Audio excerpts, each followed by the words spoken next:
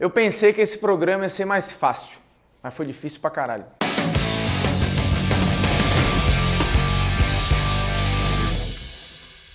Fala moçada, beleza? Polêmicas vazias na área, já no clima de Copa do Mundo. E aí fica uma pergunta no ar, olhando para tudo o que o Brasil já fez em todas as edições de Mundial. Qual seria a seleção brasileira de todas as Copas? Quais seriam os nossos 11 melhores de todos os tempos, considerando o recorte de Copa, para ficar claro. E quando eu falo considerando o recorte de Copa, é porque não importa o que o jogador fez fora da seleção brasileira em uma Copa do Mundo, ou seja, não importa o que ele fez no seu clube, não importa o que ele fez na própria seleção em Copa América, em Copa das Confederações, é o desempenho na realidade de Copa do Mundo. Se por acaso você discorda, você põe a sua lá nos comentários, argumenta, contra-argumenta ou, na pior das hipóteses, sai do vídeo. E antes de continuar, lembrando para aquele like maroto que ajuda demais na produção do conteúdo, que dá uma moral ao Polêmicas Vazias. Se você já é inscrito ou não, deixa o seu like da mesma forma. Se você não for inscrito, se inscreve e clica no sininho, que é para receber as notificações e facilitar o processo de lembrete, beleza? Então um grande abraço. Então vamos lá. A prioridade acabam sendo os jogadores campeões do mundo. E eu explico logo que todos que entraram na minha lista foram campeões do mundo. Por vezes, o critério de desempate foi uma outra edição de Copa que o cara não ganhou, mas que ele foi muito bem, ou que ele foi muito mal. Eu também vou explicar aqui algumas teóricas injustiças de jogadores que, infelizmente, por uma questão numérica, não puderam entrar na seleção brasileira de todas as Copas.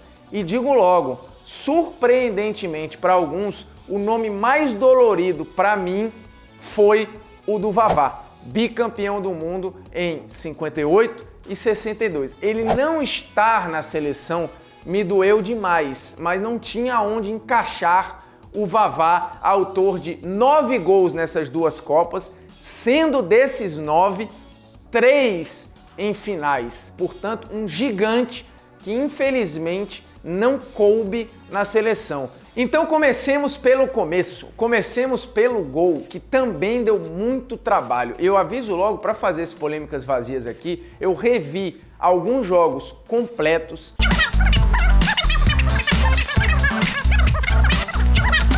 Porque eu confesso que quando eu fui olhar para o gol, o desempenho que mais me encantou, e eu tendia a colocá-lo, era Marcos. Para mim, nenhum goleiro brasileiro foi tão bom numa Copa do Mundo quanto o Marcos. Porém, isso foi do que eu vi. E eu não posso ignorar a história. E, obviamente, olhando para a história, o desempenho na história, os números na história, o contexto da época, o goleiro da seleção brasileira de todas as Copas é o Gilmar dos Santos Neves. Porque sim, hoje não é dia de olhar só para a evolução, não é dia de olhar só para a performance que melhorou, para a técnica, para a tecnologia. É dia de olhar para, repito, o contexto. A gente precisa encaixar cada jogador no que fez naquela Copa e deixar algo proporcional. Portanto, no gol temos o Gilmar, que em 58 ficou 4 jogos sem tomar gol, um recorde das seleções brasileiras campeãs. Nenhuma ficou tanto tempo dentro de uma Copa do Mundo sem tomar gol. Foi importantíssimo em 58, importantíssimo em 62, numa campanha que o Brasil toma até mais gols, né? Toma 5 gols em 62, mas o Gilmar é o único goleiro bicampeão seguido por seleções. Então é um cara gigante que veste a nossa camisa número 1.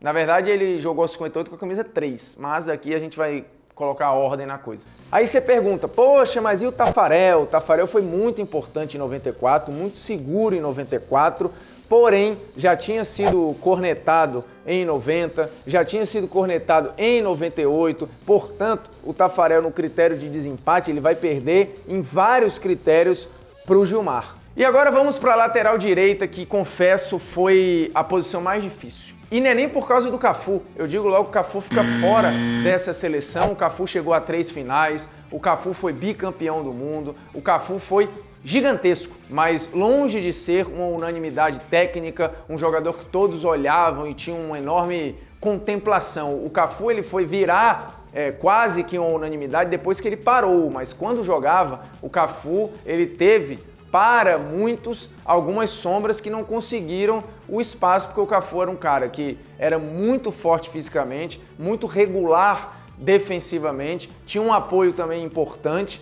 mas nunca foi brilhante.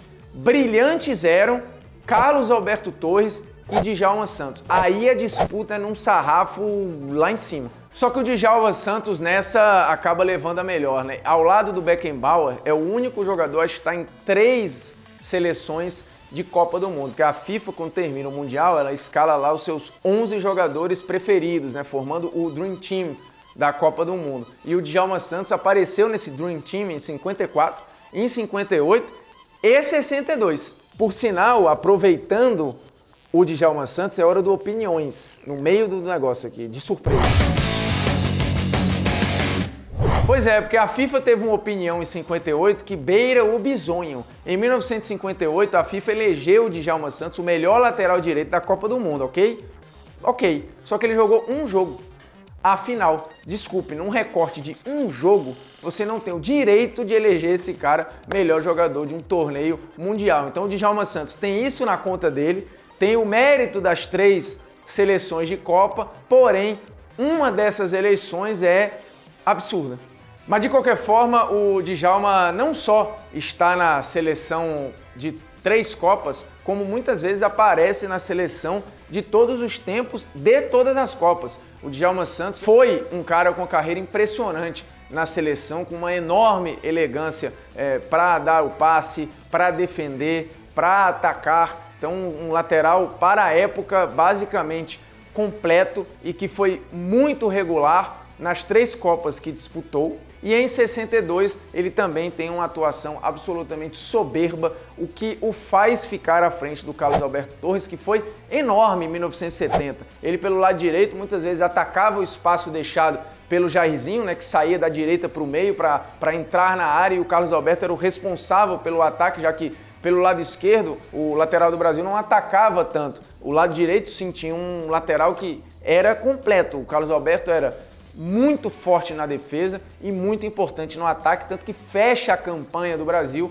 com um dos gols mais bonitos de todas as Copas, numa jogada coletiva impressionante. Porém, na disputa com o Djalma Santos, o Carlos Alberto acaba levando a pior. E na zaga, hein? A zaga é uma disputa cruel, porque tem alguns bons candidatos, mas um deles merece menção honrosa, é bicampeão do mundo, apesar de em 62 ter sido reserva, mas foi titular em 58, na campanha, como eu falei, o Brasil ficou 4 jogos sem tomar gol.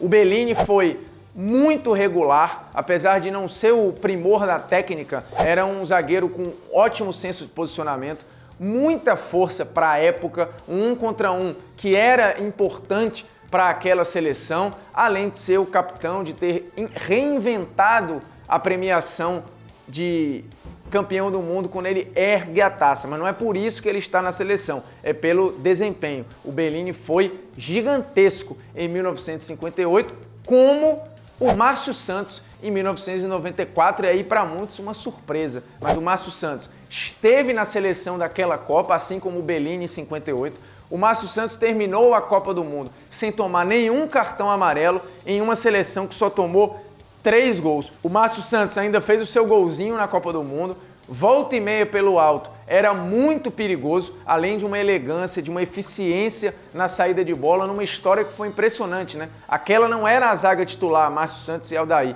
E aí a turma foi se machucando, foi tendo problema, caiu no colo desta dupla o tetracampeonato mundial com uma Copa soberba do Márcio Santos, mesmo ele tendo perdido um pênalti na final, ele acabou sendo superior, por exemplo, ao Aldair, que cometeu alguns vacilos na Copa, também fez uma Copa impressionante. Eu pensei em colocar Aldair e Márcio Santos na seleção brasileira de todas as Copas, porém seria uma sacanagem com o Bellini deixá-lo de fora, portanto nessa o Aldair acaba ficando fora, assim como o Mauro, que foi o capitão e zagueiro titular em 62, tinha sido reserva em 58, mas numa zaga em que tomou mais gols, que era um pouquinho menos confiável do que 58 e 94, por exemplo.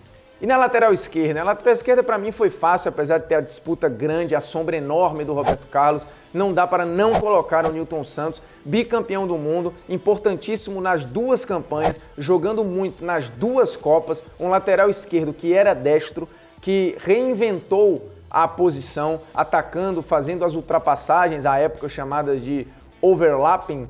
Apesar de ser a enciclopédia do futebol, o Nilton Santos era duro na queda. E agora começamos a montar o nosso meio-campo e esta equipe foi montada num 4-3-3, foi a melhor maneira de encaixar todo mundo, todos os jogadores possíveis nessa seleção brasileira de todas as Copas. E o número 1, o homem da saída, o primeiro homem, o maestro, o pivô deste meio-campo chama-se Didi. Também bicampeão do mundo, também com atuações impressionantes, além de ser o eixo de onde tudo acontecia no meio-campo da seleção brasileira de futebol, presente na seleção da Copa, inclusive. Na Copa de 58 e 62, ele foi unânime em termos de avaliação, né? Impecável. E a gente tá falando tanto aqui em Copa de 58, que a nossa dica cultural tem a ver com Copa e de 58. O documentário 1958, o ano em que o mundo descobriu o Brasil, lançado em 2008. Dirigido pelo José Carlos Asbeg, tem muitos depoimentos emocionantes,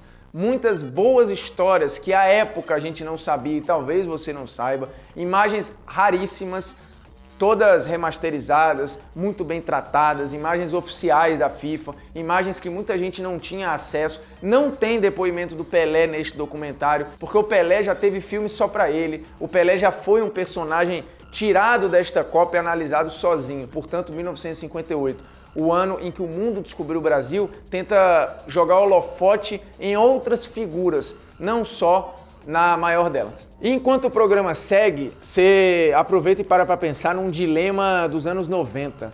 Qual banda é melhor? Raça Negra ou Só Pra Contrariar, hein? Pegou forte aí no coração de algumas gerações. Mas seguindo na nossa seleção, vamos um pouco mais à frente, para o segundo homem do nosso meio-campo, para o nosso meia armador, que cadenciava o jogo, que fazia a bola andar de um lado e para o outro, que também tinha nas assistências uma característica, volta e meia chegava para fazer gol, mas fundamentalmente ele era um organizador. E o organizador que o Brasil teve de melhor desempenho em Copas chama-se Gerson. Em 1970, o Gerson fez um gol, deu 2 assistências, vários lançamentos. Muito daquela seleção passava pelo Gerson para distribuir, para escolher a melhor jogada. A bola normalmente saía com o Clodoaldo, mas era com o Gerson onde ela começava a tomar as decisões do que iria acontecer. A construção da jogada muitas vezes passava pelo Gerson, que teve um desempenho naquela Copa do Mundo irretocável. Portanto, ele aparece aqui como o segundo homem desse meio-campo da seleção brasileira de todas as Copas. Inclusive, o gol do Gerson na campanha talvez tenha sido um dos mais importantes para o Brasil em 1970, porque foi o gol de desempate na final contra a Itália. O Brasil saiu na frente com o gol do Pelé, sofreu o empate e aí o Gerson aparece para fazer o 2-1 no momento em que o Brasil poderia sentir o golpe, né? E aí o Gerson vai lá no segundo tempo e devolve uma tranquilidade à seleção brasileira. E o nosso ponta de lança, a ponta final deste meio-campo da seleção brasileira de todas as Copas. Acho que é um nome óbvio, chama-se Pelé, tricampeão do mundo.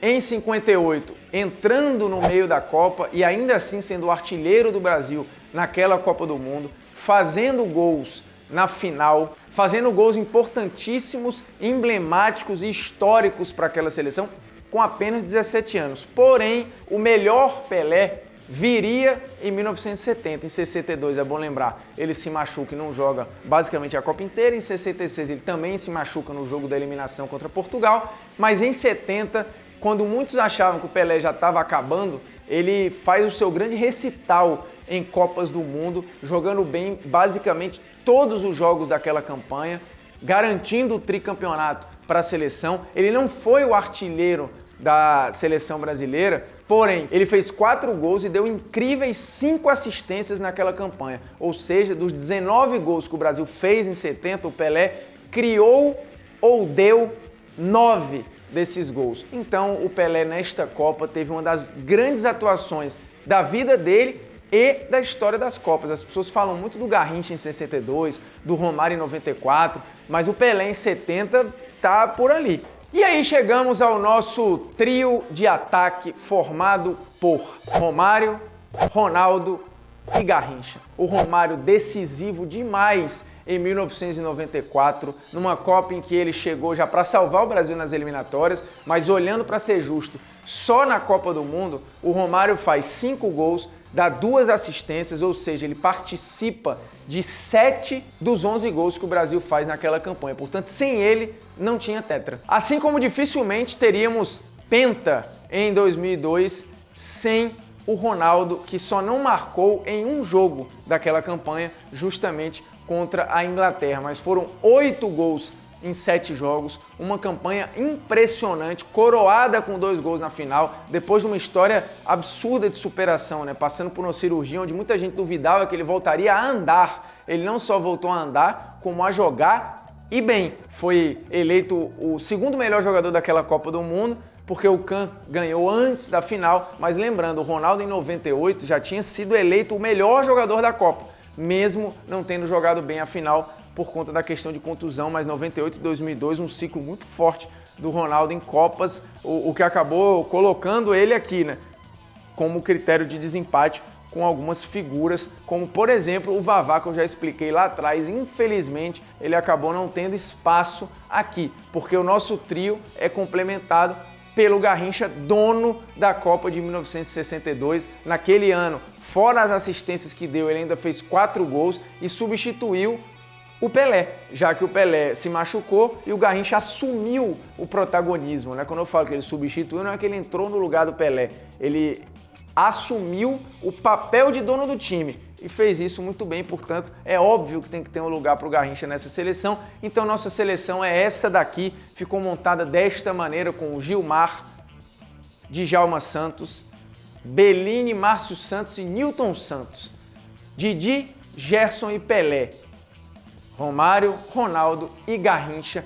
Que belíssimo time, diga-se passagem. E aí algumas figuras que ficaram de fora, mas por exemplo, o Tostão em 70 jogou um absurdo. Fora os 2 gols que fez, deu 4 assistências, tudo ofensivamente, passava pela inteligência do Tostão. O Rivaldo em 2002 teve um desempenho muito impressionante. Para alguns, ele jogou até mais que o Ronaldo. Eu particularmente discordo, mas o Rivaldo jogou demais e em 98 ele já tinha jogado muito também. Porém, não tinha onde encaixar aqui, né? Convenhamos. Como não dava para encaixar o Rivelino, que fez 3 gols em 70, que deu passes, lances impressionantes, uma violência na maneira de jogar, mas no sentido de entrega, mas infelizmente estava preenchido já o setor que ele atuava. Você ainda tem o Dunga de 94, e aí para muitos pode soar ridículo, mas o Dunga jogou demais na campanha do Tetra e é uma história de superação impressionante, né? Se em 90 ele foi o culpado, em 94 veio a redenção. E o nosso polêmica aleatória, hein? Raça Negra ou Só Pra Contrariar? 2 bandas que marcaram os anos 90, porém, até hoje, o Raça Negra consegue tocar o coração das pessoas. Gosto do Raça Negra! Porque tem um quê de brega, tem um quê às vezes de piegas, mas ele consegue ter uma popularidade impressionante, que muitas vezes Só Pra Contrariar, pela figura do Alexandre Pires, as pessoas, eu me amarro em Só Pra Contrariar, só que as pessoas confundiam com a figura do Alexandre Pires, né, que tinha um ar meio, às vezes, arrogante, tinha gente que não gostava do cara e misturava as coisas. O Raça Negra não, ele é bem quisto por todos, né? São letras muitas vezes animadas e que você pode também ouvir na fossa, mas com uma batida muito particular. O Raça Negra é impressionante, com a voz inconfundível de Luiz Carlos. Portanto, viva o Raça Negra! E o nome da banda já é fantástico, né? Cheia de manias, toda dengosa, menina bonita, sabe que é gostosa. Então é isso, ficamos por aqui. O Polêmicas Vazias, já pensando em Copa do Mundo e já elegendo a seleção brasileira de todas as Copas, reforçando toda sexta, 11 da manhã no YouTube do EI. Se você já é inscrito, parabéns e obrigado. Se não é, que merda, vai lá, se inscreva que dá tempo e é de graça. E aí você também aproveita e toca no sininho para receber notificação. Valeu, um grande abraço, tchau e valeu. É isso aí.